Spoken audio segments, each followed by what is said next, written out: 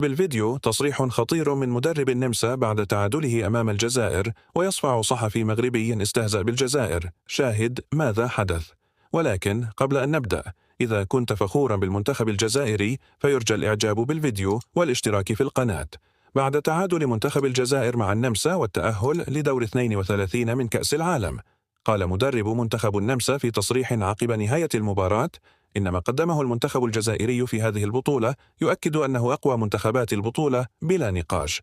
فالمنتخب الجزائري بأنه يلعب بعقلية الكبار، يعرف متى يضغط ومتى يهدئ الإيقاع، ويملك شخصية لا تتأثر بالظروف ولا بالأسماء الكبيرة. وأضاف أنه كان متأكدا قبل المباراة أن المدرب بيتكوفيتش سيتعامل بذكاء مع اللقاء، وأشاد بشكل خاص باللاعبين رياض محرز ولوكا زيدان.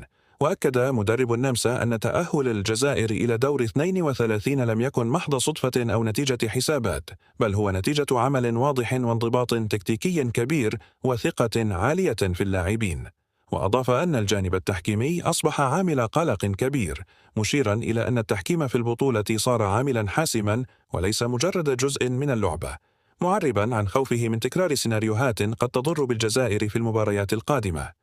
وقال أيضا: لقد أظهر المنتخب الجزائري قوة استثنائية مع نجومه البارزين مثل رياض محرز الذي قدم أداء متميزا في الدفاع والهجوم، ولوكا زيدان الذي أبدع في تصدياته.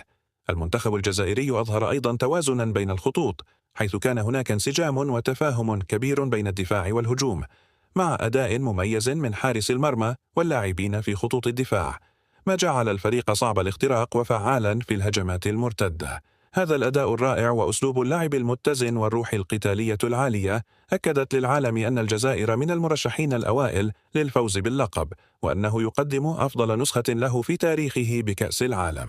الجميع الآن يترقب بحماس المباراة القادمة، حيث يأمل الجمهور الجزائري أن تستمر هذه الإنجازات وتتوج بالنجاح النهائي. كما دخل على الخط صحفي مغربي حاول الاستهزاء بمنتخب الجزائر، حيث قال بأن المنتخب الجزائري لا يستحق التأهل، وأن هذا التعادل كان متفق عليه منذ البداية.